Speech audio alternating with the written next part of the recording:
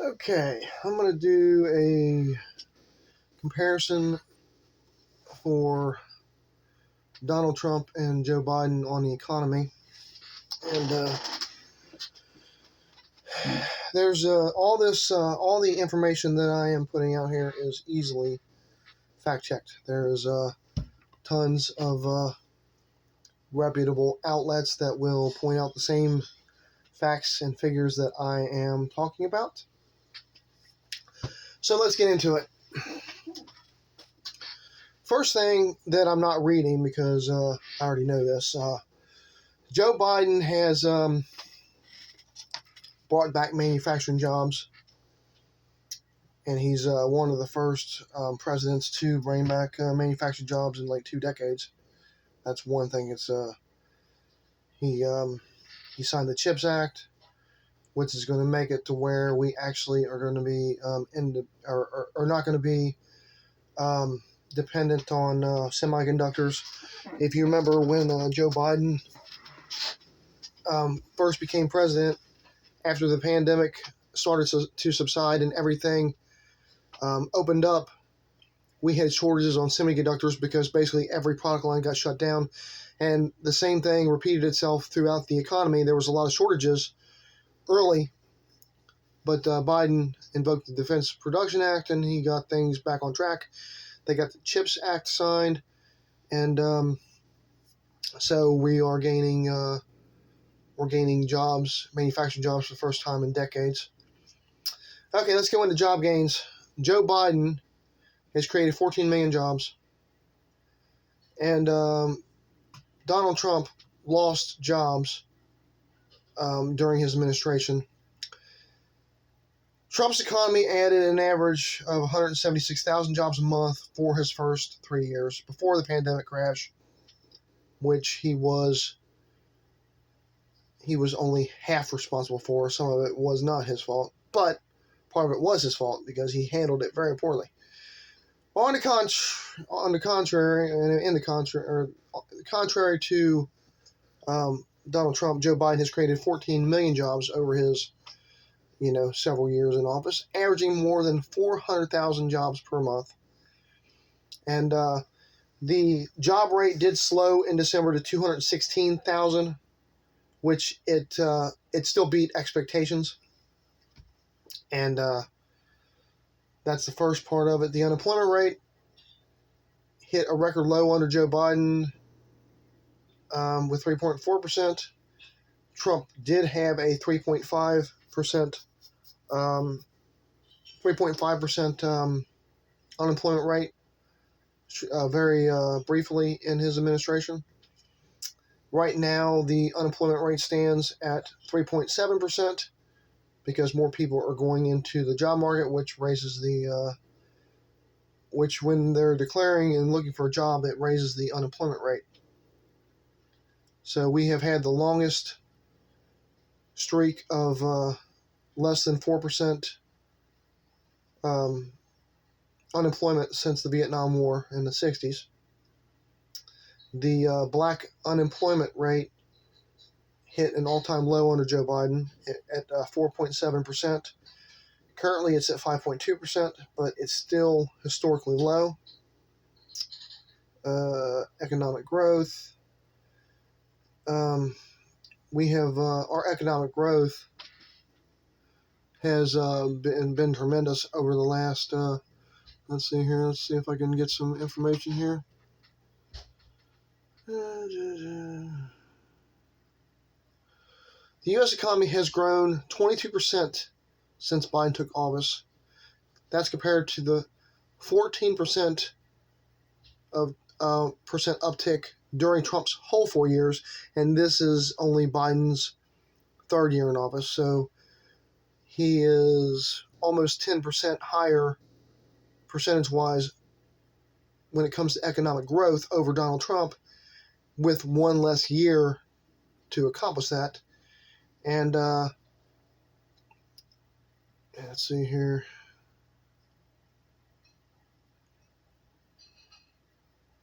But our annual rate of growth is 4.9%, which is extremely high. those are numbers like China lies about. Gas prices are down. They was nearly $5 when Russia invaded Ukraine, and now they're down below $3 a gallon. We are currently at $2.59 here in Kentucky, where we are. It was lower, but because the rebels attacking shipping and Joe Biden, like attacking the rebels for attacking our shipping and for attacking our bases, the gases went up a slight bit. It's now or the oil prices went up. The gas hasn't really went up, but like a couple cents.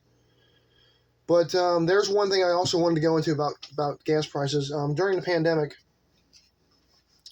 the gas prices tanked because nobody was able to drive. So oil was in the negative, and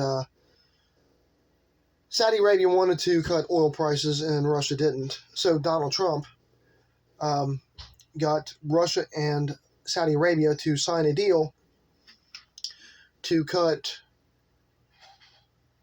oil production by 2 million barrels, or 1.8, 1.5, 1.8, over a million barrels a day. They cut the oil production. So that right there is actually what caused our spike earlier this year.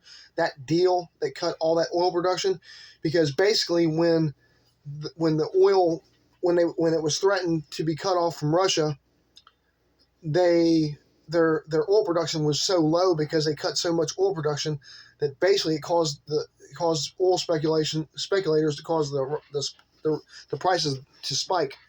And also under Joe Biden, we have record oil production, but there is one thing that's not good for us, and that is that the Republicans made it to where we can export oil, which makes us more dependent on global oil prices rather than our own production. So that right there makes our prices more volatile. Although it doesn't take anything for oil companies to exploit any kind of disruption or even threaten disruption. Overnight, your gas prices will raise like 20 or 30 cents. And that's something that basically needs to be worked out by Congress. They need to actually fix that. Okay, and now inflation. Inflation spiked because of the demand for everything going up and supply chains being so limited. And so supply and demand basically states that if you don't have supply, then prices are going to spike. So prices spiked. Now the inflation is down to 3.1%, and wages are up. Wages are outpacing inflation by over 2%, which is a great thing. We're still slightly high on inflation, but the costs are going down. That's a great thing. And interest rates are high right now because basically what happens when you have high inflation, the general consensus is, which I'm not for sure how true this consensus actually is because I'm not an economist, but they say that the only way to get inflation under control is for people to lose jobs, which hasn't happened. So we actually pulled off something that's almost impossible to do. Our inflation is down to 3.1%. We have the lowest inflation in the industrialized world. We got the best economy in the industrialized world. And so 3.1% is our current, that's inflation. But interest rates are high right now. But the Fed has indicated that they are going to, they're going to actually be lowering interest rates next year because inflation is down close to where it should be. It's still slightly high. Stock market is record-breaking right now. GDP is record-breaking, which I went into. Student loan debt. Joe Biden forgave. Oh, shoot. I apologize. Joe Biden forgave several $100 million of student loan debt. He actually had a plan to forgive $400 billion of student loan debt which was blocked by Republicans. Republicans blocked student loan debt. Okay. But Joe Biden did find a way to actually forgive a lot of debt, even though he didn't do as much as he wanted to. Okay, consumer sentiment. This also has to do with the disposable income, because they both go hand in hand. People, despite the economy's strength, Americans appear downright despondent when it comes to the finances during Joe Biden's tenure. Although they feel the economy's crummy, Americans continue spending heavily on a variety of goods and services, including cars, travel, dining out. The two don't go together. If you think the economy is going to tank, you don't spend like a drunken sailor. You don't spend like that if you think the economy is going to tank. So that is totally opposite of what they're saying. What they're feeling is their spending tells a different story. And let's just put it that way. Federal deficit. So the under Donald Trump, the national deficit went up because of the tax cuts to that went mostly to the wealthy, and the little bit of tax cuts he gave to the middle class expired in 2022. Thank you, Donald Trump. Thank you, Republicans, for giving more. We're giving more money to the rich, which they don't need. So under Biden, the deficit went down. It did narrow under the first 2 years of Joe Biden. It did grow this year, partially because of the volatility when it comes to our budget, because the Republicans have been threatening to shut down the government, and it's basically took our credit rating, just like we have a credit rating, the U.S. government does, and it caused us to it costs more to carry our debt now because of the Republicans. So now we're paying more on our debt. So our deficit went up 20% this year because of that, because of Republicans playing politics. But that, in a nutshell, is the economy versus Donald Trump, and it's pretty obvious to see that the economy is better under Joe Biden.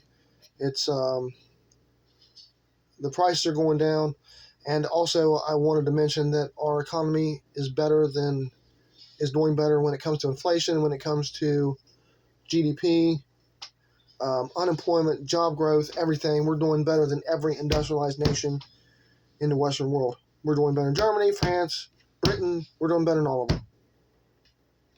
All of them. We're doing better than any country in the industrialized world. So when you complain about gas prices and everything else, look overseas, because everything's a lot worse over there. In fact, I believe they're talking about Germany going into a recession, if I'm not mistaken, but I may be. But that's all I wanted to go into with this video. Thank you for watching. Have a nice evening. Like and subscribe. Cherish your family. Thank you, and goodbye.